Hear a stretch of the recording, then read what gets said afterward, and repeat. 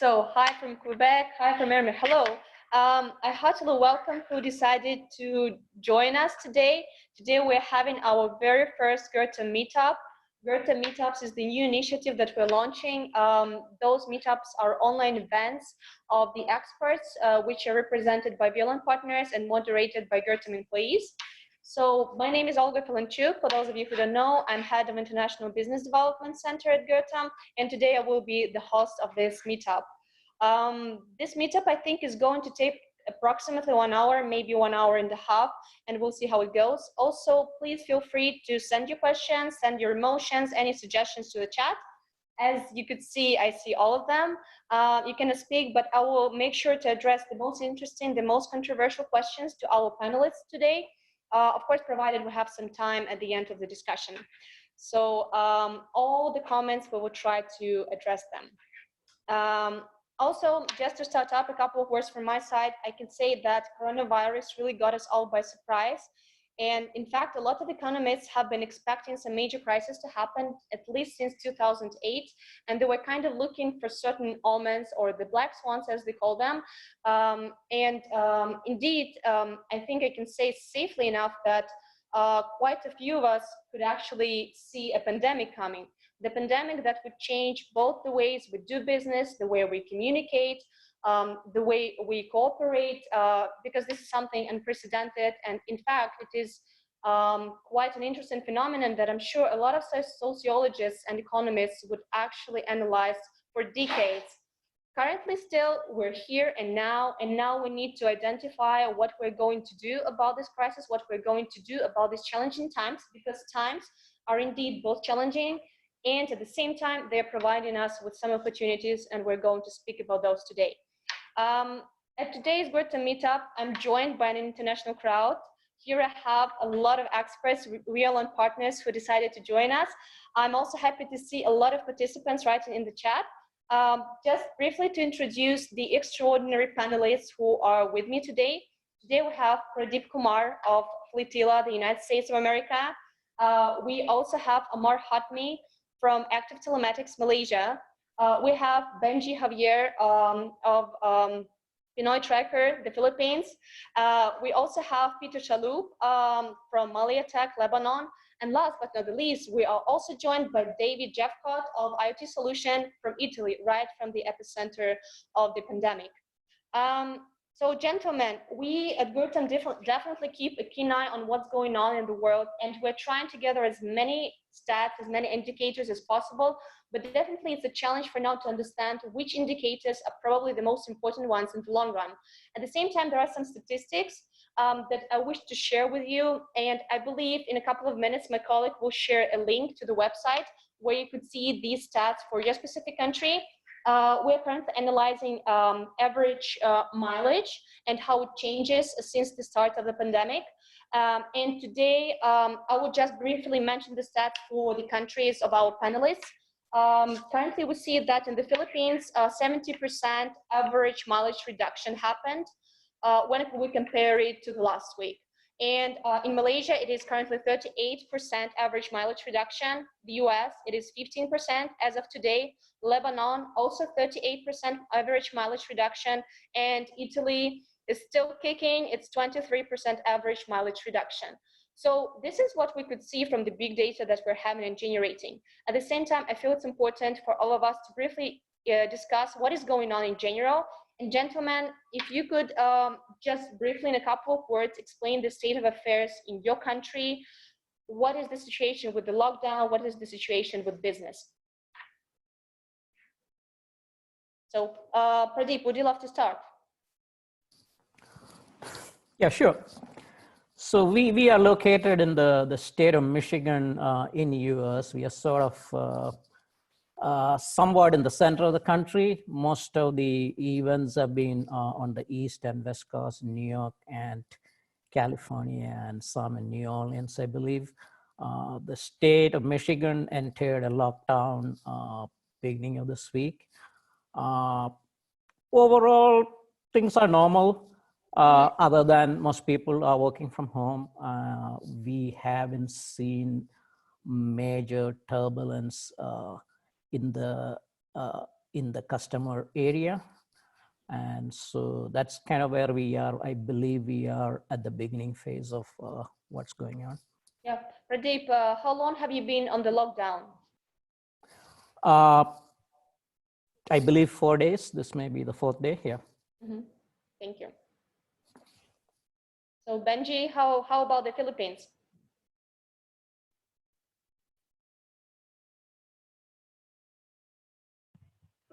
Hi. Hi.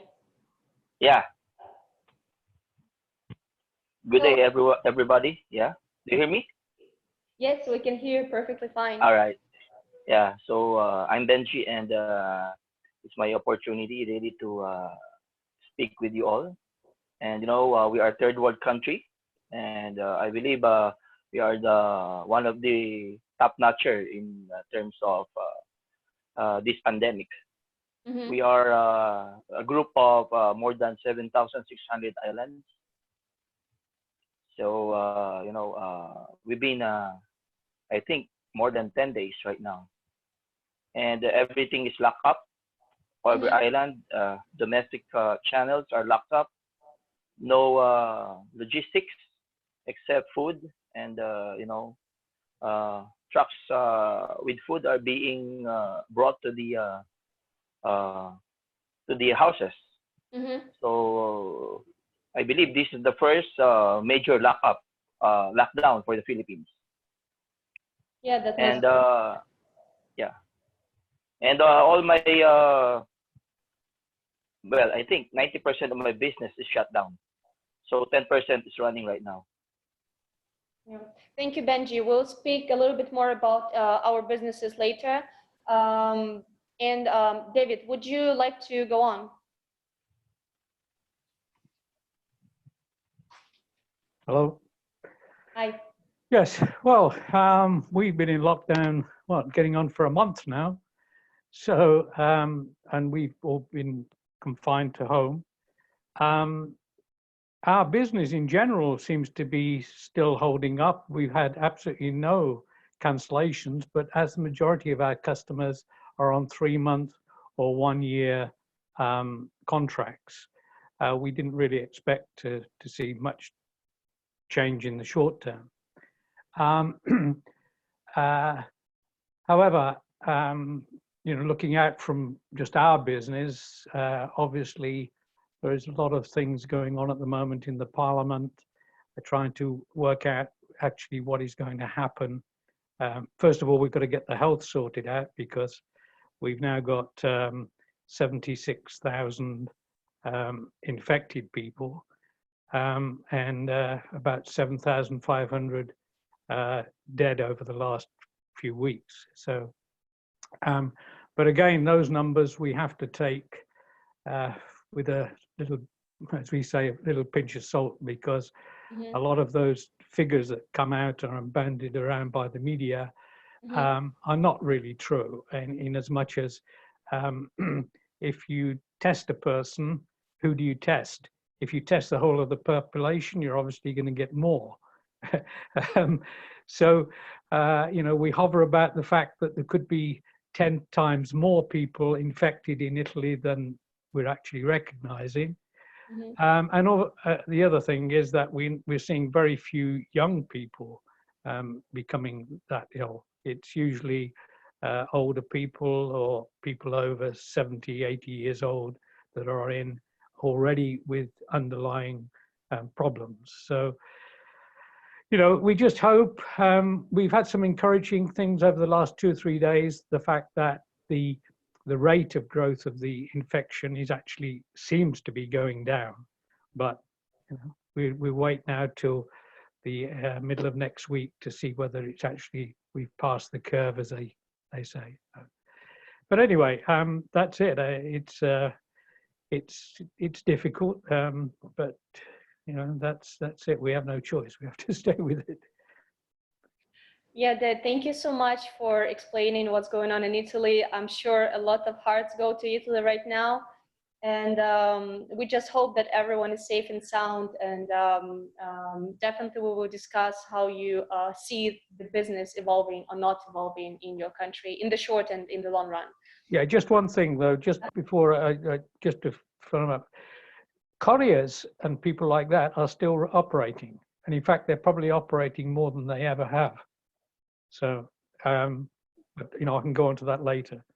Yeah, so maybe that gives more or less a nice explanation that it's just 23% average mileage reduction in Italy, because obviously there's still carriers that continue their operations. Yeah. That's interesting. Yeah. Omar, would you love to explain a little bit more about Malaysia? Yeah, hello everybody. Malaysia has suffered mostly because of Singapore border closing, because we are, if you look at the map, we are one of the passing routes for trucks going up to inland Asia and to China. So the reduction in numbers is probably those trucks which cannot move anymore. But like David said, the smaller trucks and the, what I've seen actually is a lot of one-ton trucks moving more than the old bigger trucks. So I think feeding has started, but the shops are empty. There's a supply chain issue because again, we get a lot of our stuff from Thailand coming in, especially the day-to-day. Funny enough, things like rice, eggs, they disappear within an hour of hitting the stores. We've just been extended 14 days till mid-April.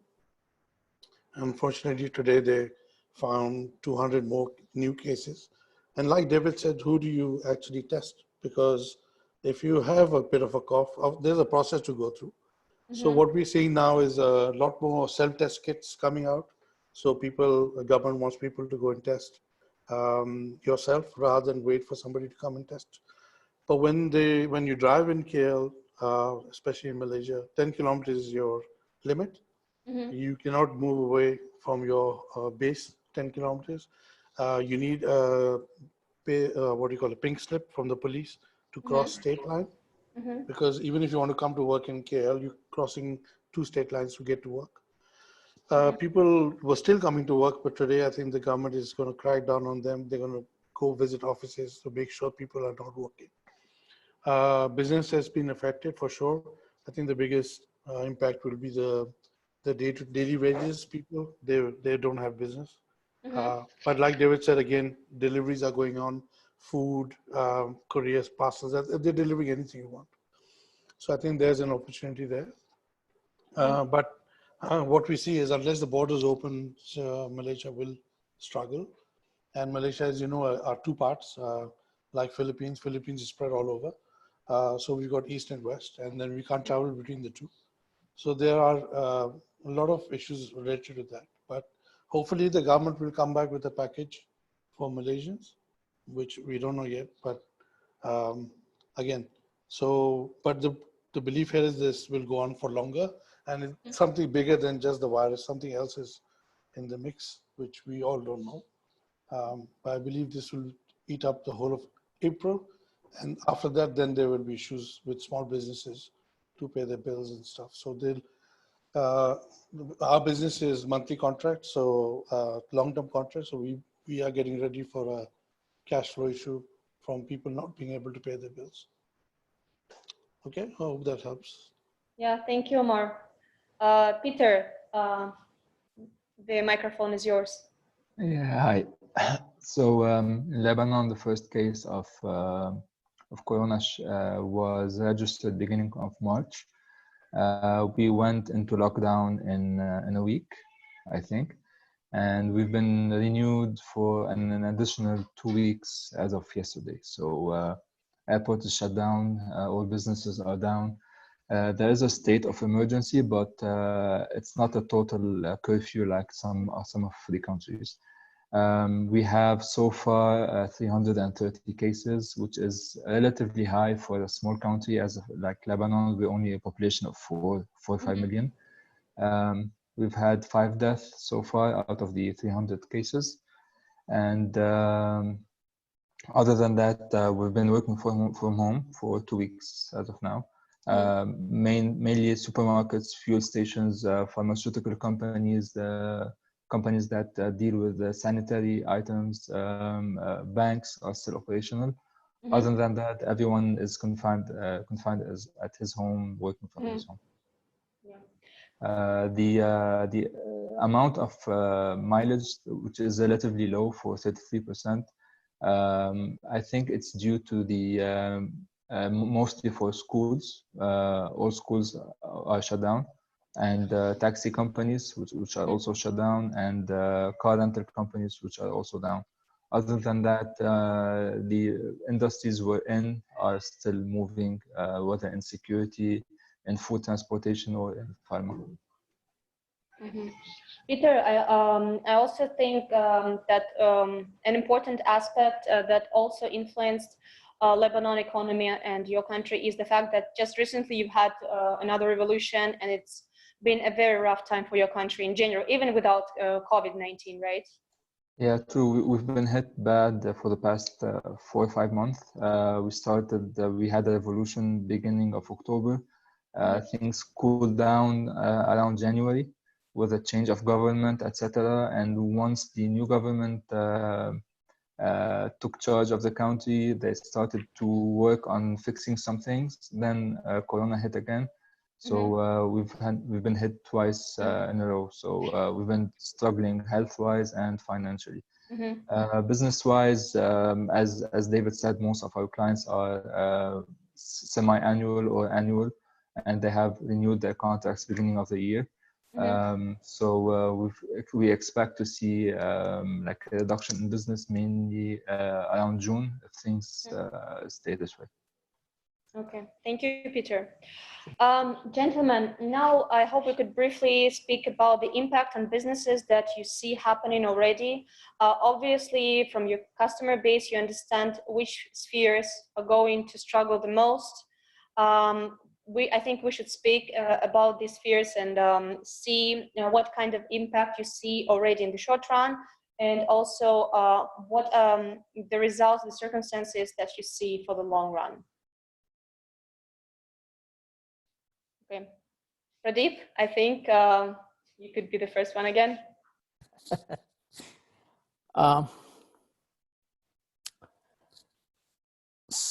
It's still too early, but based on the trends, service industries, restaurants, hotels, cruise, all those are going to be impacted.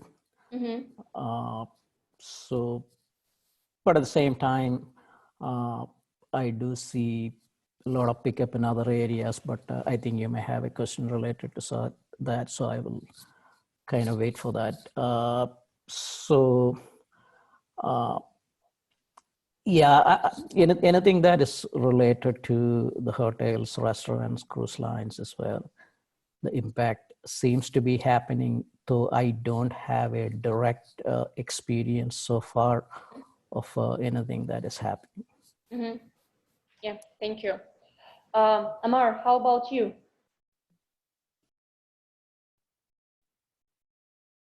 Sorry. Look, like we said, we are on a standstill now. Orders are still coming in. People are showing interest, but we can't install. So it's a matter of short-term, people who don't know tracking, they have short-term interest, that might wane away. But what I'm seeing now is people are inquiring about make things simpler. So inquiries are still coming in. So that has not stopped.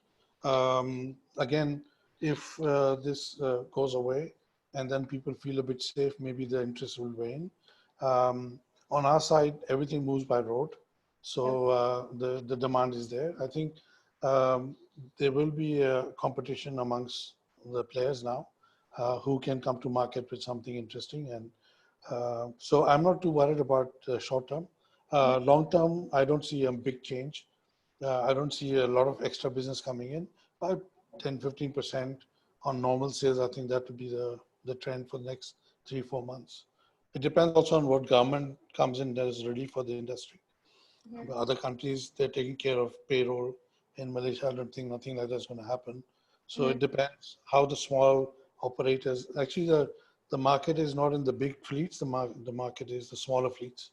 I think they will come to the party who avoid tracking at the moment because they think they have a good system running on mobile phones.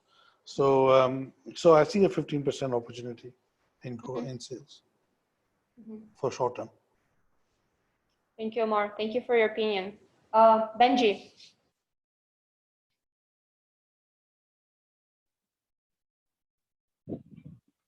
All right. So I think it's really different in the Philippines. No, what I can share is that we are engaged with the mandated modernization of transportation.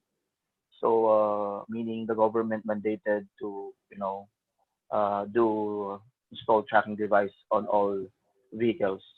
So I can see in 3 months there will be a depletion of installations, but after 3 months it will ramp up again. So I think in 3 months time we'll get again with the installation.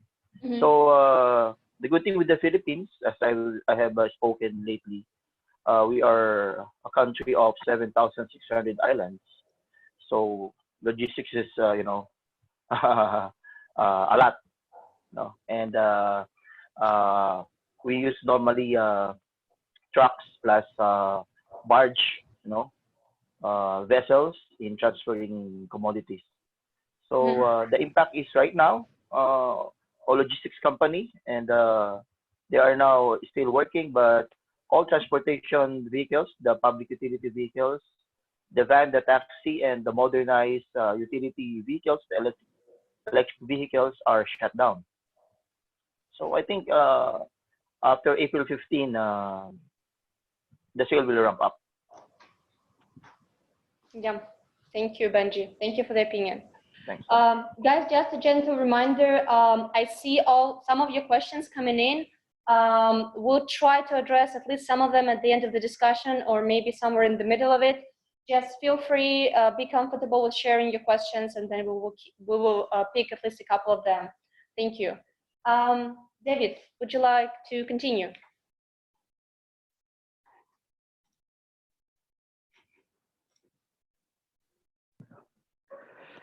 Yes, well, I mean, we've we've had quite a lot of time to think about this. We see that even without this virus, we were going to be faced within the next 2 to 3 years with some disruptive instances within the transport industry. Particularly on the environment. And we've been working over the last few weeks now to try to put together our electric car thing. But but I think that what's going to happen now is that we're probably going to start to come out of this thing around the kind of June, July, probably even September, in terms of the business starting to regenerate itself again, or the business in general, not just ours. But I think that we can see that the heavy transport business will probably continue the way that it is for at least for the next 5 years, and I think that will carry on the way it is. The local courier business, I think, is going to expand, and I think there's going to be a lot more emphasis now on personal tracking and on applications on personal tracking, and also actually on telemedicine. So I think we're going to see a lot of money being pumped into telematics. And I think that some of us might want to start to think about, well, are we talking about just vehicle tracking, or are we talking about telematics? Because that's what it is. And we've been thinking of the last few weeks about the integration of all the logistics and things like that, not just vehicle tracking. So I think that, there are some areas, I don't want to say opportunities, because that doesn't sound very nice to say, but I think there are going to be opportunities. And I think that, a lot of the stuff that traditionally we've seen in the past is going to disappear or go down over the next 12 months. I think I think even the car hire business probably will start to go down business. I can't see that is going to, and you know, if you read some of the futuristic people that have been talking about the I should say the internal combustion engine going away by, you know, we've seen indications, for instance, in the UK where they've actually given the date where they will not let any more internal combustion engines be sold. So, you know, perhaps it's a little bit futuristic, but I just feel that we probably, with this virus thing, it is probably going to push this even further, or push this even more. So. Mm-hmm. So I think we've all got to kind of sit back now and look at exactly, you know, we're in the telematics business, whichever way it is. What can we do? I think there are a lot of areas that we've got to explore. And certainly I think that the Gurtam platform and flespi, I think they are areas that can contribute towards this. So that's really my take on where we are in the future. Not very good, but there you are, that's it. Thank you, David. And Peter, in what niches and what spheres you see, obviously there is a decline right now, and what do you think would be the long-term impact on Lebanon economy? In our case in Lebanon, there are a lot of industries on hold, but I don't see them shutting down in the future. For example, right now, transportation, public transportation, schools, taxi, car rentals are on hold, but eventually they're going to be running again. So we should give it maybe till September, as David said. Mm-hmm.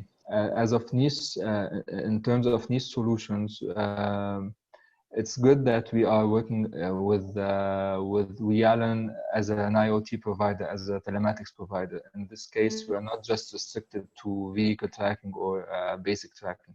Mm-hmm. We discovered new solutions that emerged after this crisis. As we were talking, David and I yesterday, we had a couple of requests for inmate tracking, prisoners tracking. So as we know, in order to reduce the load on prisons, some governments are looking to confine people at their homes. So they're looking for some kind of fixed person trackers in order to do that. Companies that are, or banks that are, they have to go on specific curfews to fill ATMs. They're also looking for security solutions for their vehicles. Construction sites are now on hold, but they're going to be a boom again after everything is back on track. So at this moment, we have a bit of stagnation in terms of new installations or new projects coming in. But as Maliatec, we're building our resources. We're working on new materials for marketing when things cool down. A lot of online deliveries are being generated now. So we're working with dispatchers or small transportation companies in terms of optimizing the teams on the road, helping them take the shortest route, save on fuel, etc. So this is the niche solutions we're currently focusing on. Thank you, Peter. By the way, now we have at least one interesting comment in the chat. Obviously, there are a lot of them. I think it was Kareem who actually confirmed that they also just recently got, or at least they see a boom in the security aspect of the transportation, for example, related to cash transportation, moving to fill ATM machines that require currently more safety. So, and Kareem is our partner from Egypt. So I guess this is an international opportunity, and we can also keep it in mind when actually trying to figure out what to do and how to make the best of this challenging situation. Definitely, there are many opportunities which arise at this stage, and obviously there is always a side which wins in any crisis, and there is a side which loses. So as all of you, or at least some of you mentioned, there is an interest in personal tracking with help of Maliatec to help governments keep track of people who are supposed to be on quarantine and who are supposed to stay indoors most of the time. There are also a lot of people, especially elderly people, who cannot risk anymore to visit the shops because they fall under the main risk category for coronavirus. And then that is how we could see an increase in demand in food logistics. And it is just to name a few. Speaking about your companies, maybe you already have some interesting, unexpected projects that are coming right into your hands, and you are grabbing, or at least trying to grab these projects, and these needs, they were clearly born because of the coronavirus crisis. So Omar, I see you nodding, looks like you have some interesting projects in your pocket. Okay, so I think the market now needs a low-cost solution because we have all been selling tracking with hardware. So I think Maliatec gives a good opportunity there to launch a product which is not contracted. It is a month-to-month service. So I think that's a low-hanging fruit. Everybody is going to go to that. The second one is most of the Ministry of Health don't know about technology. They know about their own technology, but they don't know. Now they have a beast, which is many people they need to monitor. So not only Maliatec can help them, because Maliatec actually is in the control of the user. If his phone is off, it's off.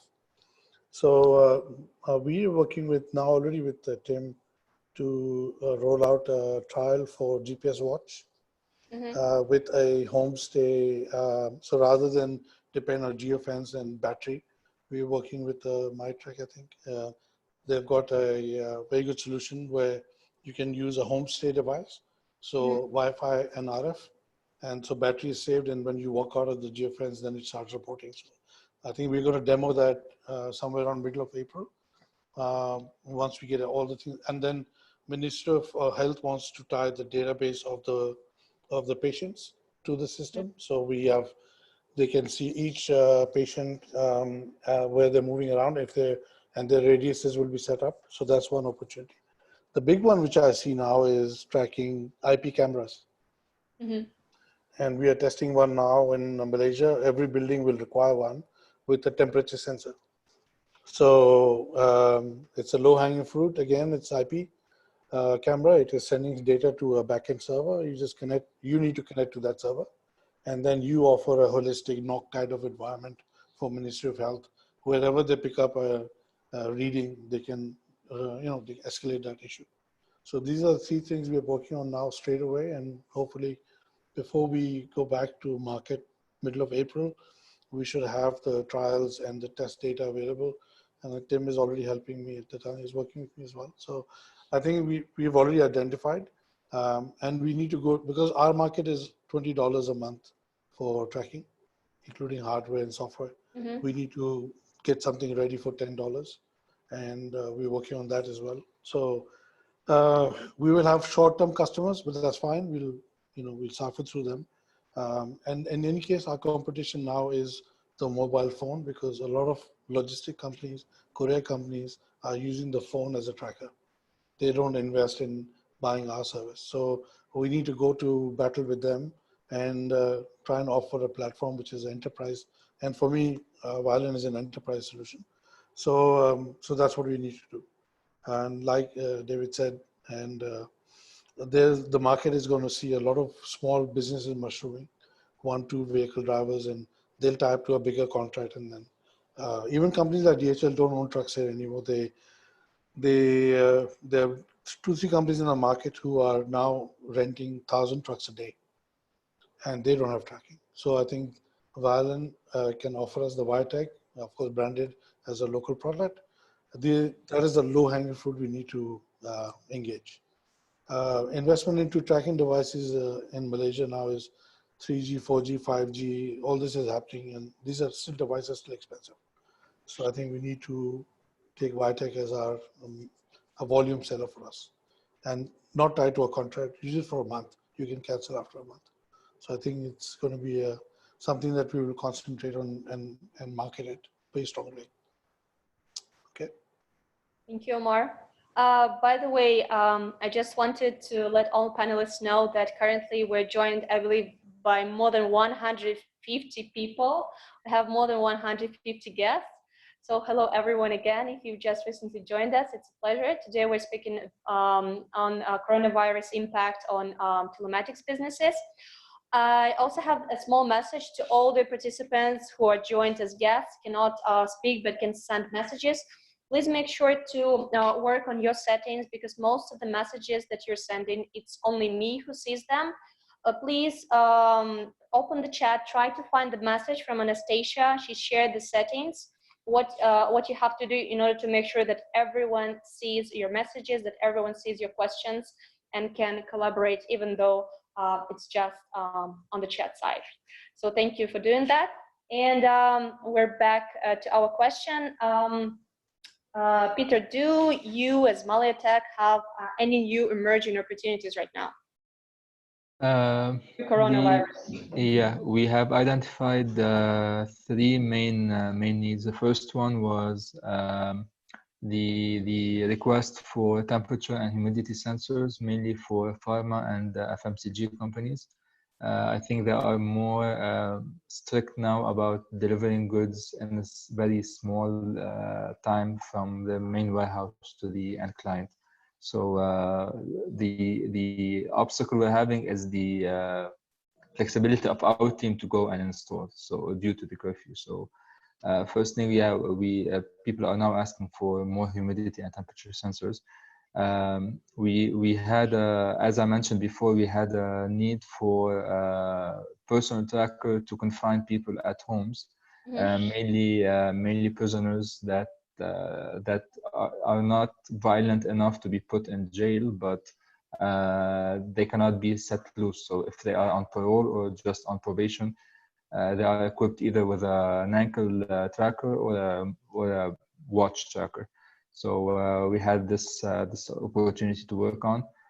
We had more requests for personal trackers for security guards. As you know, most companies are closed and the need for security guards is increasing. So we are using a WiaTag with the specific geofences to make sure these security guards are doing their round turn around specific locations inside buildings. We had one more solution related also to personal trackers, but for to confine people from working from home. So they need to know they are still in the exact same location where they are.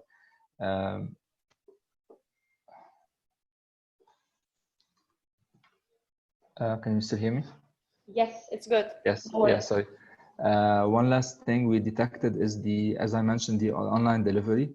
So more people are asking for things to be delivered at the offices or their homes, mostly their homes.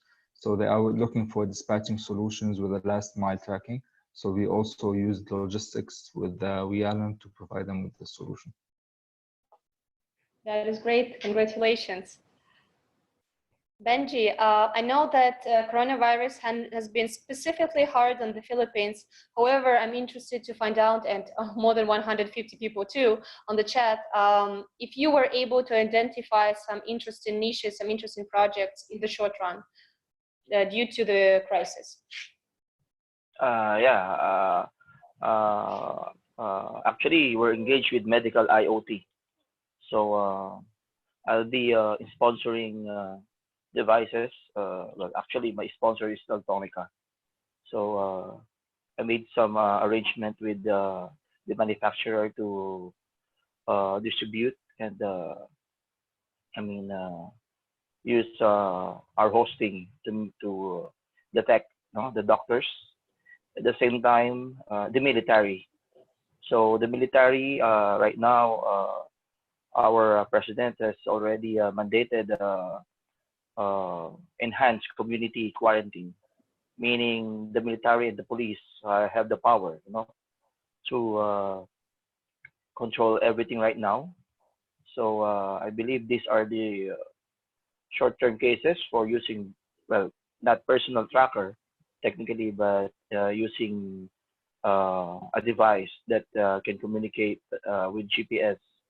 So I believe one of my distributor has already this kind of device. So again, I can see the medical, the doctors, especially the nurses right now, because in the Philippines, the issue is we don't have a lot of doctors and nurses. So for every 100 10 infected people, there are only one nurse or one doctor.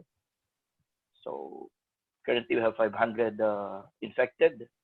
Around 45 died already, and 5 of them are doctors. So it's really getting huge, no?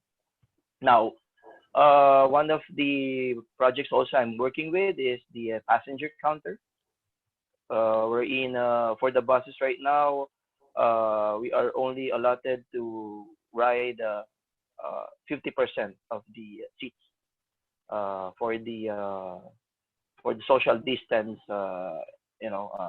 arrangement, so that the virus will not easily, capture all these people. Because in the Philippines, if you have 45 seats bus, then it will be around 80 passengers. So this is how our country discipline is, the Filipinos. But now, I think the short term, yeah, personal tracking. But eventually, I'm looking forward for the passenger counter as a long-term plan. And of course, the military. Right now, we're focusing on the military IoT. So, guys, maybe you can try to check that issue. That's all. Thank you, Benjie. Thank you.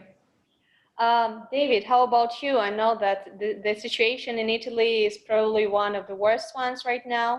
We've been on the lockdown the most, but still, what are the opportunities that you're seeing and maybe also grabbing? Well, I think the wiretag thing is something that we should really start to develop even more. We can't at the moment, for instance, we can't put mobile geofences around. So we can't geofence a particular device as it's moving. And I think the personal trackers, either through the phone or through small little devices, I think that's going to be a big business in the future. But I think I'm in agreement with Omar there that the payment per month is going to be very, very low. And we certainly, as IoT, we certainly have to work on our e-commerce area to make sure that it is very easy for people to sign up for it. And, we have to do a lot of e-commerce commerce work to make sure that people can take those units and sign up for a contract very, very easily. It's a bit like the orange system that you had before, right? But this time, I think we have to get people to pay even a small amount. And then the security is another area that we're working on at the moment. Is to make sure that as we start to come out of this, I think one of the things that we have to all be a little bit careful about, or governments have to be careful about, is that we don't start to have any civil disorder after this. And I think particularly in Italy, it's something that we have to be very, very careful, because I don't want to become too serious about it, but let's face it, there's going to be a lot of people at the end of this month or at the end of next month that are not going to get salaries. They're not going to be very happy.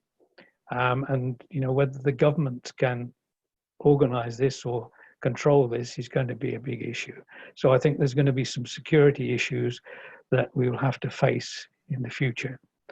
And whether this is security of buildings or security of transport and that. So I think we've also got to look now at how do we do the security for control centers, for security centers and things like that. I mean, fortunately, we do have an API going to our security center, which is staffed 24/7. And they will go out and investigate things, any infringements or any intrusions into the buildings. So that's another area that I think will grow in the future. But I just hope perhaps we can keep this discussion going on in the future, so that as things develop, we can keep up with it, right? Yeah, thank you, David. Pradeep, I'm also interested what opportunities you're seeing, and I know that you have an interesting opinion in general about these short-term opportunities, and I would appreciate if you could elaborate a little bit more on that. Sure, yep. I think the most important opportunity for companies in the US in this early phase is their own customers, reaching out to them. These are folks who have people and equipment on the streets and whose businesses have been pretty significantly impacted by lockdowns and other regulations. So their patterns of movement have changed. Possibly drivers are being allowed to take trucks home instead of coming back to the facility. Instead of two people driving a truck, it may be two separate trucks being driven by two people. If there was, let's say, servicing hotels, they may have been out doing deliveries or other groceries, and they may be serving those types of outfits.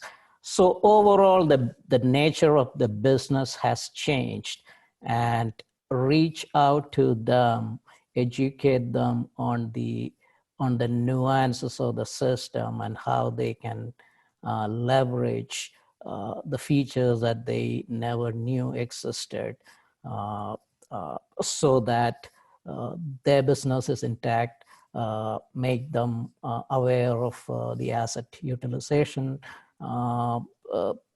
features that exist, and how they may use that to possibly lower the cost and overall tighten that relationship with your existing customers.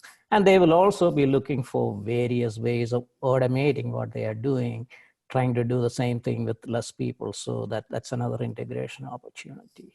The take that I have on opportunities in general, chasing opportunities, is that some things do look like opportunities, but one has to kind of wonder, are they really opportunities? So there is a lot of activity in the grocery stores all over here. Things are in short supply. Should we start focusing on that?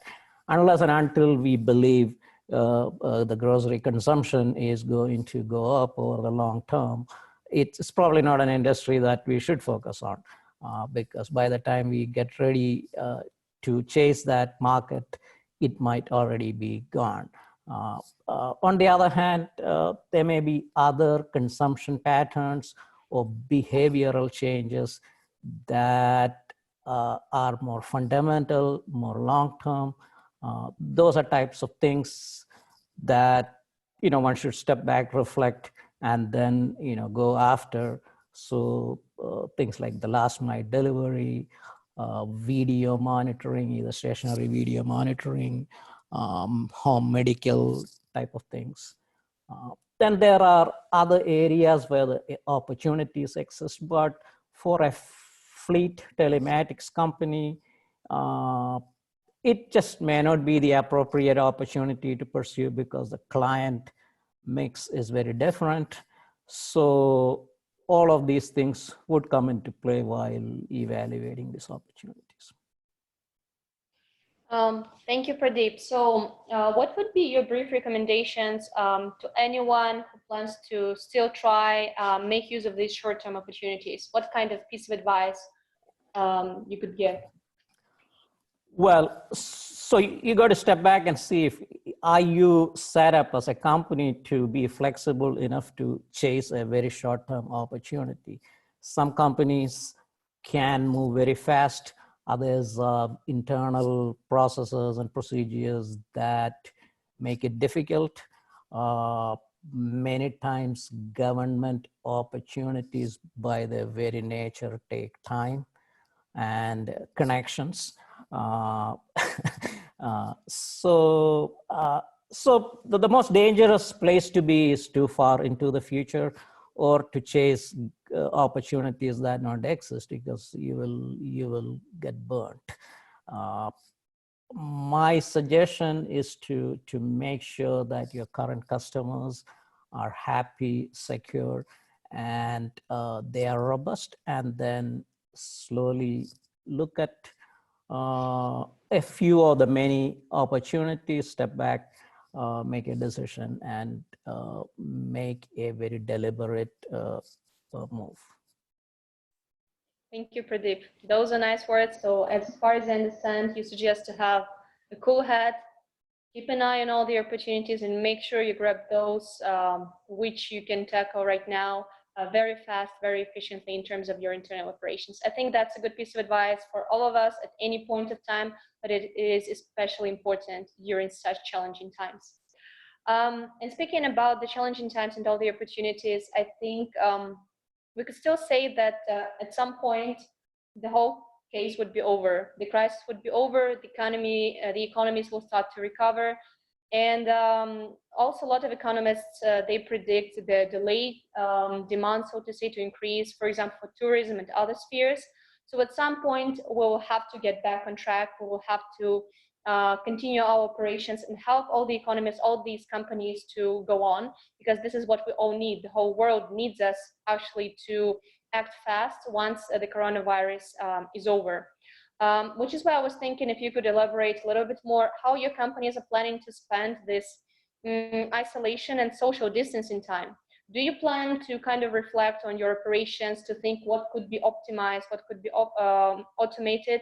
And maybe you're also planning to use this time as just to get yourself prepared for the jump and for the boost. I'm just interested in your thoughts and your plans. So Peter, how about you? As Maliatec, as we discussed yesterday, we're taking this time to readjust internally. We're not far from our clients. We're checking up on our clients weekly, if not daily, on specific clients. We're just checking up if their business is going okay, if their personnel is safe. We're trying to build like a community, like Gurtam is doing with their partners. We're doing the same with our local clients. So internally, we're staying in touch with our clients. We're building our marketing and sales techniques or sales strategies for when things cool down, so we can regenerate business and maintain the existing ones that we already have. Our main priority is to keep our team safe. So everyone's, as I mentioned, is working from home. Our technical team are not going on site, so we're trying to do everything remotely. And that's it. We're just keeping a positive mentality, because we all know this will be over at one point. So we're just preparing for the business when it comes back, so we can be ready for it. Yeah. Thank you, Peter. And I guess it's, again, not the first crisis that you have to tackle as the company and as the country. Yeah. David, how about you? We're redoing our website, which should be launched this evening. We haven't put e-commerce on there at the moment, but we're having discussions about how we put e-commerce on there. And we're cleaning up our databases. We've just produced this week, produced 8 solution brochures, which will be part of the new website with an emailing. They're being just checked by our typographer, by our designer at the moment. But no, I mean, we're just taking this break, if you like, just to say, well, okay, some of the jobs that we haven't done in the past because we've never had time to do it, this has given us some time to think, you know, how do we go to the market? What do we do in the market? How do we turn around? How do we get the opportunities coming in? And how do we turn them into business? You know, pretty fundamentals, but sometimes if you're running the business, then sometimes you don't have time to think too much about these things. So no, we're spending that time, and I hope that when we start to come out of this, we'll be ready to go far faster than we have in the past, to be quite frank with you. Thank you, David. Thank you for this voice of optimism right from the epicenter. Really appreciate it. And congratulations on almost launching your website. Fingers crossed for you this evening. Omar, how about you? Or how do you plan to spend this isolation time as the company? I think it's important to be in touch with the customers because they will measure you how you have stood the journey with them. So I think as much interaction as you can do with them is good. Payment will be an issue for all of us, including yourselves. So everybody's going to get affected with this snowball effect. So, and like David said, this is time to do things we could not do in the past because we're also busy running after that, the normal day-to-day routine. So revamp your product, look at your product, what is not selling, delete, add what you can sell. Not to overdo it, like Pradeep said, everything will not sell. Things which make sense to people. I think at this moment, a product which is well priced, no contract, no long-term commitment will sell because people will come to the foray, they'll use the service, they might like it, they may not like it. And remember, all of us are governed by privacy laws. So you can't start doing things where you're probing into their. The first thing people don't do tracking is because of the privacy issue. So businesses will adapt, individuals may not. I think you will see that happening. But I think survival of the industry, the small truck owners, is very important. So we plan to help them, maybe financially give them an extra month because they will not pay. In the next 3 months, you will see a lot of cash flow issues. So let's see what we can do. But this is the time the customers test us. If you go running after money, they will know we are only interested in that part. But if you hold their hands, help them pass through this 3 to 3 months, I think David has said very correctly that it is June for financial reasons, close of year, and then July, August, September is the month that we will probably be back in our normal drive. So I think we need to take care of our customers. Otherwise, what will happen is as soon as things finish, they will leave you because you never even came asking how they're doing. And so I think that interaction is very, very important. And they will not be interested in new products. They will not be interested in spending money. We need to keep them happy, make sure the services work. And we need to add things in our product, not just go and find new products. We need to improve what we are selling. Because if you look at and we've had this discussion yesterday, I'm not going to talk about it, but what we need to do is we need to revamp ourselves and give something new to the customer in this period. Because when they come back in full-fledged and you've done something like that, they will appreciate you. And these are the small things that business owners look at. And that's where I believe that's what we need to do. Thank you, Omar. It is definitely a very important opinion that we have here, is that this time should be spent wisely. We need also to improve ourselves, and we need to work with the mindset that once the pandemic is over, we will have to be back on track better than ever before. And it is very important to stay in touch with all the existing customers, because obviously customer retention is one of the most important things that we have to do, every single company right now. Benjie, how about you? What are your plans for social distancing times? Well, yeah, as like what I have said, I mean, since it's our 10th day, so I'm just relaxing. What can I do? So what I'm trying to do right now is I'm building, apps because, my company is very diversified. I'm a software builder by profession, so I would like to help my clients, of course, to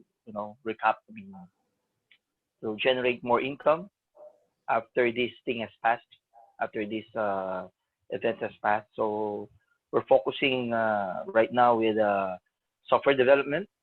Well, the automation is really our goal, our objective. So right now we'll be bringing new products, new solutions, integrations of ERP. That's what we're trying to do now. And most of my colleagues are working at home. And of course, I agree with Omar, the clients, you have to call them, okay, and ask them how they are. So, well, eventually in 3 months, I think I'm very positive. We will have the normal business back to normal operations. Thank you, Benjie. Just a small reminder, dear guests who are present in the chat, please feel free also to share your opinions, share your insights or your plans, how you plan to spend these difficult times, because obviously a lot of us are working from home. How you're going to stay in touch with your customers, please share the opinions, because yes, we have here the panelists, but there are more than 100 people now, or maybe even more at this stage. Feel free to share your plans. Also feel free to share more ideas, like what opportunities you see arising during this crisis time. And again, thank you so much for your questions. We'll see if we have time for those. And Pradeep, what is your opinion? I know that you've been on the lockdown just like for a couple of days, but I'm sure you have an extensive list of things to do. I plan to catch up on my reading, but yeah, so internally, we are making more processes automated, something as simple as printing checks and mailing it to our vendors. We're just migrating that to an automated thing, automated service. We've been migrating to cloud-based ERP, CRM, accounting, all that for last several years. So working from home was not a huge cultural change for us. We are developing more customer analytics to figure out who is using what and whose movement patterns are changing, so that again we can advise them of new functions, features, or in some other ways we can leverage. Because just like we are thinking, every other business is out there thinking about how to leverage these times and opportunities, and they themselves could be changing the business model. So it's important to understand that, reaching out to customers, adding functionality on the periphery to make features more seamless, more useful, more automated for the customers. So those are all important. But at the same time, looking at emerging opportunities, but not jumping right away into it. Yeah, thank you, Pradeep. So guys, let's try to take at least a couple of questions from the chat. At least the tiny ones which we still have time to answer. Omar, there's actually, I think, a question to you. If you could expand on this IP camera temperature solution, if you could share the vendor name. Because, there are some answer on the chat. I think this is a thermal camera, but there's some new cameras coming out now which do a 30-second flash. So what I will do once our product is ready, I need to discuss internally first, because currently bringing the data to the platform. What's available now is so it's not anything new. The manufacturers are manufacturing these for a lot of places. I think a few names have been shared in the chat as well. What we're trying to do is a little different. What we're trying to do is those devices are all running inside the building. And there is an opportunity to bring it to a NOC. So suppose you have one customer, he will see all his data, but if you have, let's say, 15 buildings in that area, and you suddenly get a lot of these readings coming through, nobody's going to talk to each other. So we are proposing a NOC through the local telco. We're going to work with them, and they will work with the government eventually. So what will happen is all the buildings that we've set up with our system, they will talk internally for the company that was invested.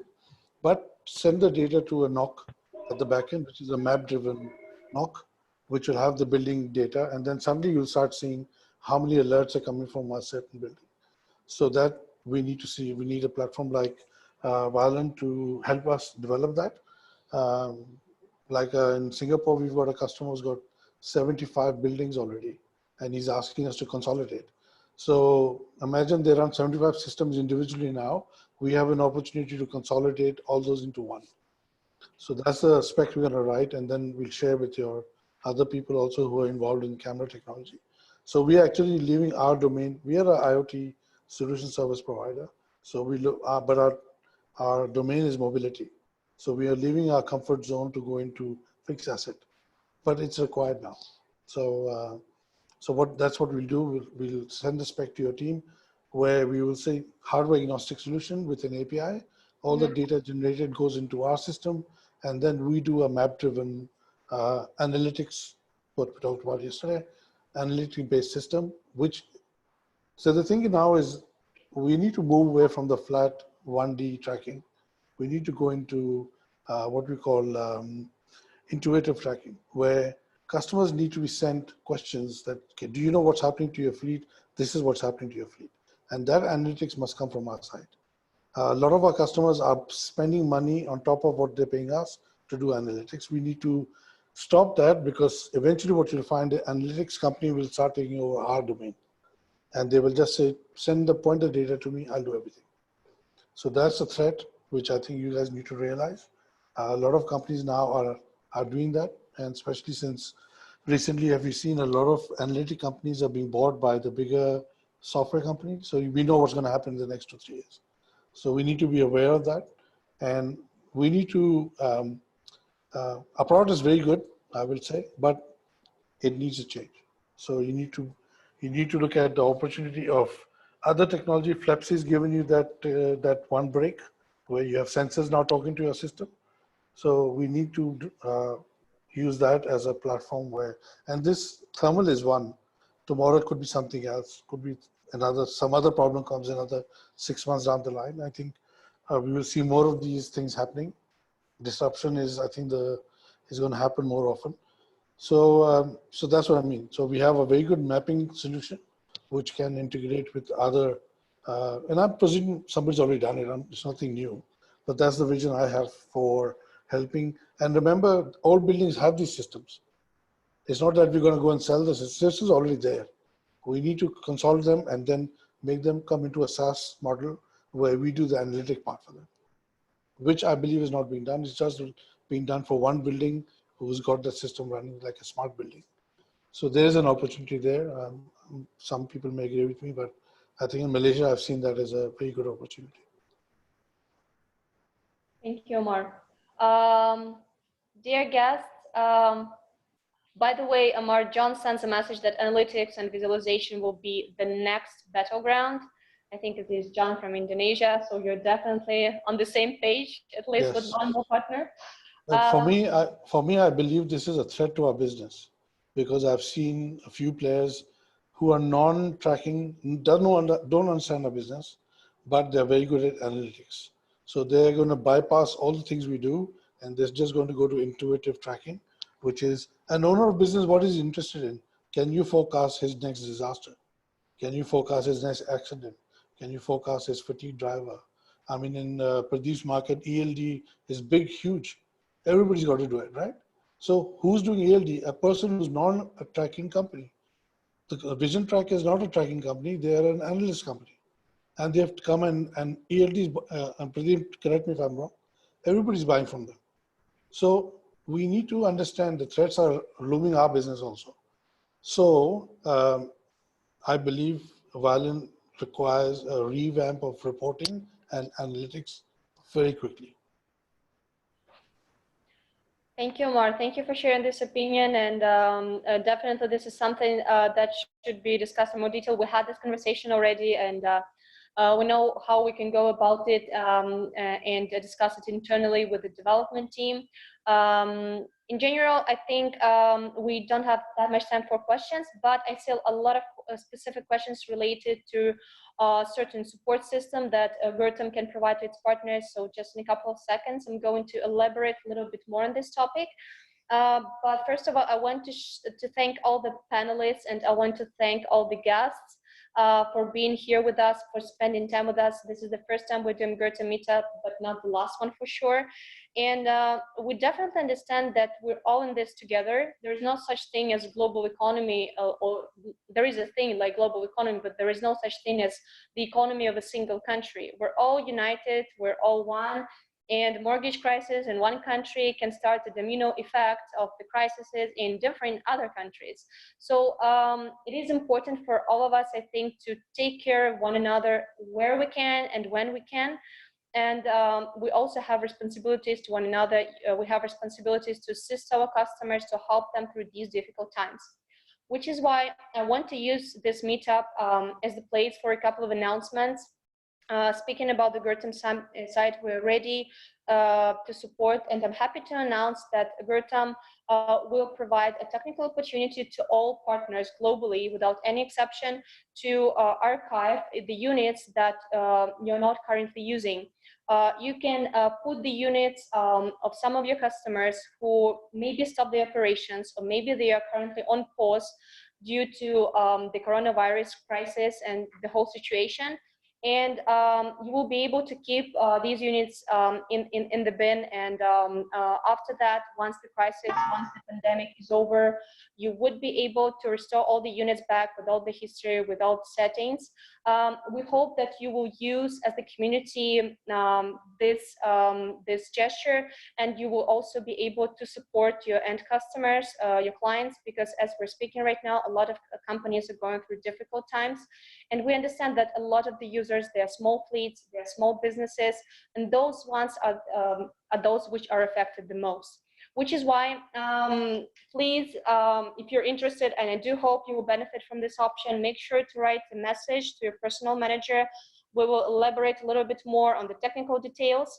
What is important, these seasonal units could be activated, and they will not be charged for the time of the crisis. So for now, we're not setting any precise boundaries. We will try to see how the crisis goes, and we will update you accordingly.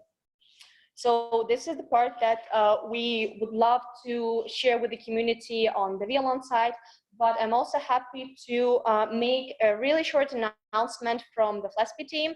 I know that some of our partners also make use of flespi, but we have something interesting to say here. Currently, we understand that we as the company also have to contribute to the society.